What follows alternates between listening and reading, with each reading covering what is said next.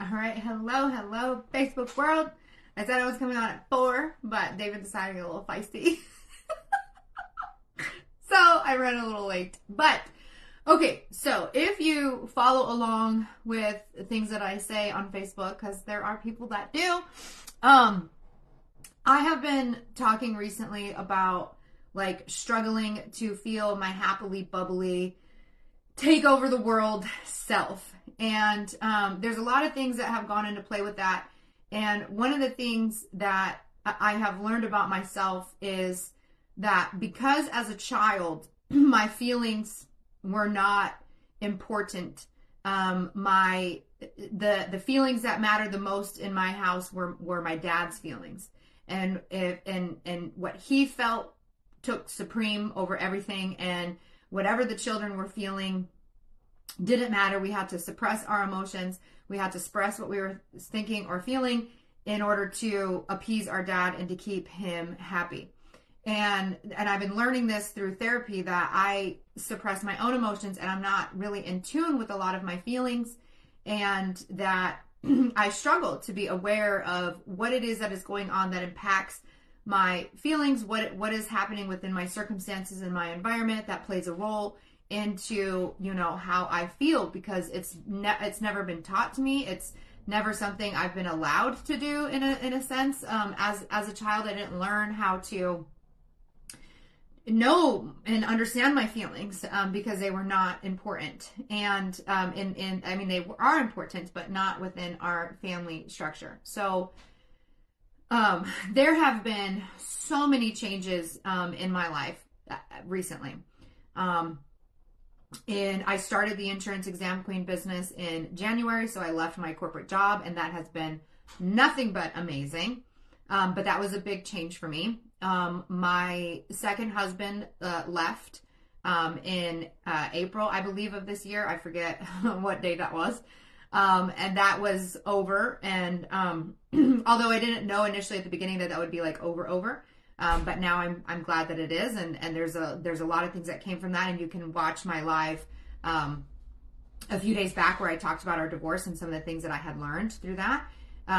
But that was a big change. I started a new relationship, and that has been amazing and wonderful. But I moved from where I was living in Vegas to a small town here in Illinois. And then I had my daughter. I have an adoptive daughter, but there was a falling out between her and I, and that played a big role into how I'm feeling. And there's just been a lot of things, and one of the things, and it was just getting like and now we're living in a home. It's a small home. It's very cheap and affordable, so that we can save money, because we plan to buy a big home with a big piece of property. And we want to have as much available money as we can for that. And so we moved into a smaller place, but it doesn't have a lot of windows. There's not a lot of sunlight. And also, it's that time of year where it's cold. Hello, Beth. It's cold. I haven't gone outside a lot. So like numerous changes in my life, numerous different things that have happened. And oh my God. Sorry, David's coming to the door being feisty again. I wish I could show you what he was doing. Zoo's getting. Anyway, lots of amazing changes in my life, and just changes in general. Lots of different things that have babe, I'm going to show you right now.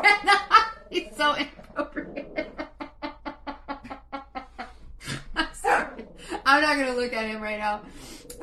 So lots of changes in my life. So we moved into a small house, not a lot of sunlight. Okay, can you stop? Look what you're doing. Zoo, it's okay. Zuzu, come here. I'm going live, honey, and you are interrupting me. Oh, am I? Yes, you are. Well, that's what I do best. Yes, it is. I tried to go live at 4, didn't I? Well, what happened? You. What? Anyway. Did I tickle your fanny? Shh. Anyway.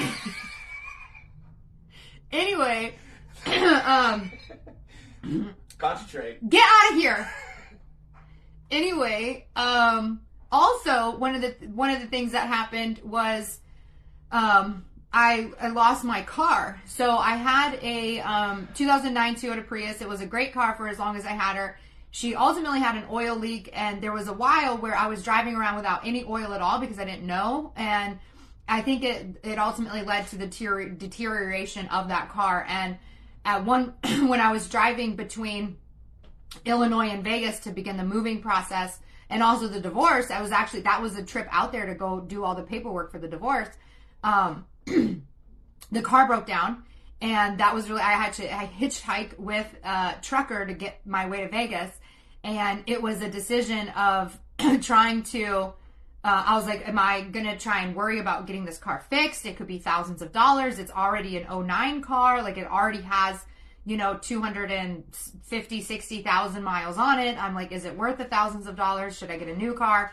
And I honestly didn't want to have to worry about it. So I just sold it to a pedal. It was an amazing process. I gave them the information of the Prius. They gave me a quote. It was like $1,100, and they would pick it up at the spot that it was broken down in the middle of the desert. So that was great for me.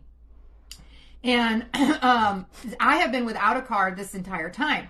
Now, we're also living in a small town. We're in a small house. Like I said, it's kind of dark. The weather has changed. It's hard for me to go outside. And David is a hunter, and so he's avidly hunting all the time, which is fine. It's great. That puts, food on the table. But I'm not really around any people, and I'm very much a people person. And I was finding myself in these cycles of sadness and depression. Would you stop? He's been trying for the last 5 minutes to get me to respond to him, and he's been creeping around my computer. But I've been slipping into these phases where it's really I'm struggling to feel okay, and I'm struggling to my environment. I'm just So again, like I talked about earlier when I got started, I'm not in tune with my feelings a lot. I'm not aware of what is impacting me and how it's making me feel. And because I was never able to express my feelings didn't matter as a child. And so again, over these years, I've been learning more and more how to David! He just crawled through the closet between the two bedrooms. Damn it, David! Would you stop it, you creeper? You freaking creeper! God. He has not been a reason for my depression, but he's not here all the time. He's out hunting, getting our meat. So anyway, I'm not always aware of what is making me feel the way that I feel and what is leading me to feel the way that I feel. And I started almost obsessing that it was the house itself, and feeling that I was in this small little cave, this dark cave. I can't go anywhere. And there was not a lot of lights, so he installed lights for me. He's done anything he can that I have asked him to help me feel better in this house. So I've been working also with my coach, Christine, and, talking with her and expressing things with her. So yesterday we had a phone call, and it was really realizing that I have this sense of feeling trapped in a way because I can't really go anywhere. And I'm realizing that my world was very big before. I could go anywhere I wanted. I traveled all the time. If I felt like going to Michigan, I would hop in my car and drive to Michigan. And now that I was without a vehicle, my world was, really small. It was as small as this house. And then wherever I would end up going out with David when he went to go do something, because he has a working truck, and that was fine. And we have another truck, but it doesn't always start and it's not very reliable. So I didn't really consider it, as a car that I can use. So because she's can you go to Starbucks, if you're alone in the house and you need people to recharge, can you just go out? And I'm like, well, not unless we make arrangements for me to have the car, and then he can't have the truck when he goes hunting. And so it became very apparent that I needed to go get a car. And the reason I hadn't yet gotten a car was because I was also very dead set against getting any more loans. So back when I was a teacher, a public school teacher, our salary is really, really low. And you don't make a lot of money being a public school teacher, which is why one of the reasons that I left. And having a car payment when you have such a low salary and you have, you have rent, you have all these bills, and it's having a car bill just makes it worse. And so I got to a point where I started paying cash for cars so that I wouldn't have a car bill and that I could take care of it. Now, that was very productive at that time. I had 3 cars that I bought for cash. I had Old Man Prius, which was like a 2002 Toyota Prius. I ended up giving that to my daughter. Then I got myself a 4Runner. Absolutely love that. Drove that around for a couple years, but then like the gas was crazy. So then I got myself the Prius, and it was really fun, like switching cars and being able to buy them for cash, sell them. But then, although right now my business is very successful and it's bringing in a lot of money, we've had a lot of, big expenses, and then trying to say, like to buy another car for cash. And also right now, I don't know if you know, there's this chip shortage where there's not a lot of used cars being sold because everyone's hanging on to their cars because one, because of the price of cars, and COVID has changed a lot of things. So there's not, the market for used cars is very slim. And we even struggled to find one for my grandma. We recently got a car for my grandma. My sister, we all got the car for grandma. Then the shopping process of all of that was crazy to try and find a vehicle that could fit within the budget we had and that would fit her needs. And it was a little bit of a process to do that. So I avoided like buying a car because I told myself I won't get another loan. I'm not going to get into that situation. And then even then, when it was like, when I thought about getting a car before, I was like, well, if I do, I'm self-employed. I don't have a W-2. I don't have a pay stub. And like when you try to get a mortgage, you have to have like strict paperwork for these things. So I assumed I couldn't even get a car loan. And it was just out of my mind. And again, I didn't realize that not having a car was impacting me as much as it was. That the sense of feeling trapped, my world being very small, I couldn't just go where I wanted to go. I have never not owned a car. Since I was 18, I've had a car. And even my best friend, she's like, I have two, but one of my other friends, Molly, she was like, I've never not known you have, like, you've always had a car. Like you've never not had one. And so these last few months, I've not had one. And while, it just really led to me, a big part of the depression was not having the freedom and the flexibility to go anywhere. But again, I wasn't in tune with that because for so long, my feelings are suppressed and like, I'm not aware of things that are impacting me. Like even when I first started the business with the Insurance Exam Queen, at the time I had bought a new laptop on Amazon, and I have like a little wireless mouse, and they come with like the little tiny USBs, and it wasn't working in my computer, and I didn't know how to. I was like, oh my god, like I can't return the computer was not returnable, so I assumed it was like broken, and I didn't investigate it any further. And I was basically doing this on a mouse pad, a trackpad, to get the business started. And I avoided, unawares to me, I avoided creating content and doing certain things because it was so annoying being on my computer and doing this with the mouse pad instead of having an actual mouse. And I think I went like 3 or 4 months before finally coming up with a solution because I'm so accustomed to ignoring what matters to me. I'm so accustomed to accepting bullshit. I'm so accustomed to just dealing with whatever, like I'll just deal with it because that's what I had to do for so long in my life, and especially within my childhood, that my needs and what was mattered to me didn't matter to anyone else. So I have created this program in this cycle that my needs don't matter, that what I care about doesn't matter. And it's like this running program, and it's how I function.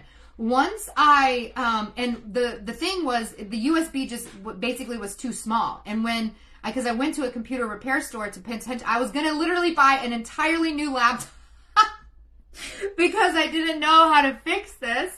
And I had tried a few different things that people had said. And I went there and he plugged in a wired laptop, or a wired mouse. So he actually had a wire that came out, and his worked. And I was like, oh, so I just need a wired mouse. For whatever reason, it's not taking a wireless. I updated drivers. I did like all these things to try and fix it. But I also just tolerated the fact that I didn't have it. And we come to find out that the USB was just too small. So if you put in a bigger USB, it works. I thought all the USB things on my computer were broken. But the point is that I tolerate things that are shitty because I don't think that things that make my life easier or more productive are better for me. So that was, are you leaving, honey? Okay, I love you. Thank you for stop annoying me. Oh, I can stay. No, thank you. Go play pool. Give me a kiss. I love you. Okay. So anyway, I didn't realize the impact. Good night, honey. I'll see you later. Stop looking at me. I know you love watching me go live. That's how you fell in love with me. You got nothing to say with that? He came across my YouTube channel, which is why we met this guy. But anyway, I didn't realize the impact of not having a car was feeling on me, and I had created this story that I couldn't get a car unless I paid cash, because back in the day I needed, like, it was hard to have a car payment when I was making limited money, and that having I think I even made a post before, like, I'll never do that to myself again. But so many changes have happened, and I needed a car, and also buying a used car was now scary to me in a way, because the car that I had broke down in the middle of the desert and I hitchhiked with a trucker. So, like, and then, you got to be concerned, like, I've always had my Uncle Bob, and I think he's watching right now, support me through, like, buying the cars and telling me what to look for and things like that. And I've been very fortunate that the cars that I've gotten have been okay. But it's a little scary trying to find another used car when the used car market is very slim. So with talking with Christine, my coach last night, talking with David, it was like, I need to get a car, like, very obvious. And then I was like, well, I don't even think I could get a car, but might as well try. So I went into the dealership not knowing if I was going to be even able to qualify, because I don't have banks, I don't have a W-2, I don't have pay stubs. I can show all the money I've made on YouTube. I can show all the money I've made on my websites, but like, mortgages are very particular about what you show. And it's been so long since I got an auto loan. I feel like I had to show them pay stubs before, W-2s. So we went in last night, and I was like, I don't even want to look at a car. I just want you to tell me if this is possible. Honey, yes. W-2s does not matter. It's pay stubs. Whatever. I'm saying the same thing. No. Pay stub. A pay stub leads to a W-2. It's the same shit. I know it's not, but it is. Okay? When I say... I just want you to know. Honey, I know. Okay. I know. Thank you. I love it. I love you, honey. Bye. I'm going to give this to Uncle Bob. This light. Actually, it looks better without that light. Uncle Bob is watching. Hey, tell him I said hi. Oh, David says hi, Uncle Bob. You guys need to meet. Literally similar person, except he's got the goofiness from Rodney, too. But there was a point where he was like, I kept saying, like, Uncle Bob, Uncle Bob. He's like, do you have a thing for your Uncle Bob? I was like, oh my God. I was like, no, Uncle Bob is just one of the first amazing males in my life who's an incredible influence on me and is helpful and caring and kind without making me be a therapist of some sort like my father was.